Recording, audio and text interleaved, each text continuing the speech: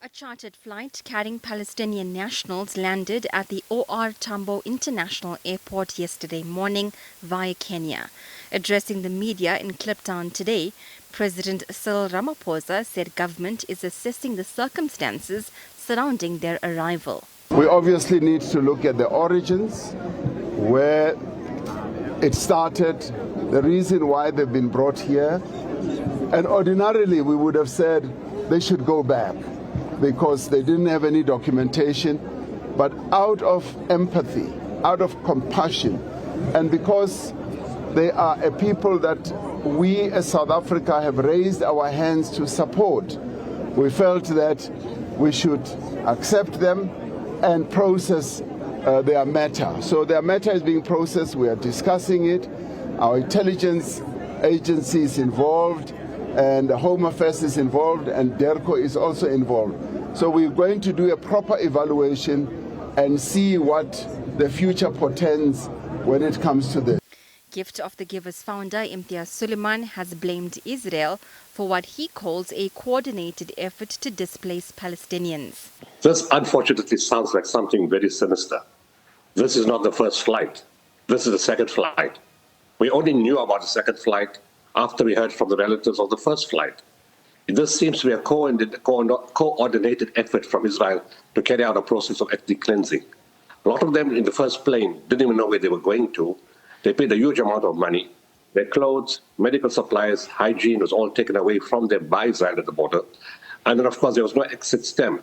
So when they get to a foreign country, they are further embarrassed and further put into difficulty, like what happened in South Africa. Refugee expert Ashraf Isup says the treatment of the group was inhumane. In terms of South African law, sitting on the tarmac means you've actually entered the republic. A very important group, a vulnerable group that are super protected by the Constitution are minor children. In terms of Section 28, their well-being is of paramount importance.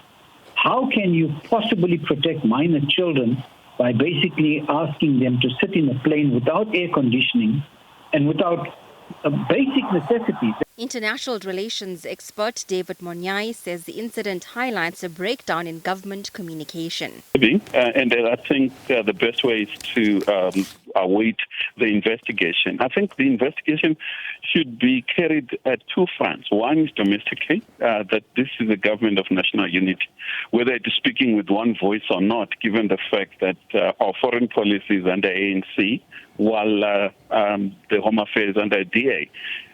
We need to understand whether there were any implication based on that or not. At the second front of investigation is to the circumstances in each day life. Whether the Israelis allegation made by other NGO bodies that claim it was a deliberate move, whether that is true or not. But in a normal circumstance, any plane that takes off going to another country, there are lots of communication. You know who is coming into your country. The Border Management Authority says 23 of the travelers have already left for other destinations. The remaining 130 have been processed under South Africa's 90-day visa exemption for Palestinians. Following their failure to pass the immigration test and given that none of the travelers expressed an intention to apply for asylum, they were initially denied entry. However, the Ministry of Home Affairs subsequently received correspondence from the Gift of the Givers expressing their commitment to accommodate the travelers during their stay. The Palestinian embassy has urged its citizens to avoid unregistered organizations when making travel arrangements. It has thanked South Africa for granting visa entry to those who choose to stay. Prabashini Moodley, SABC News, Johannesburg.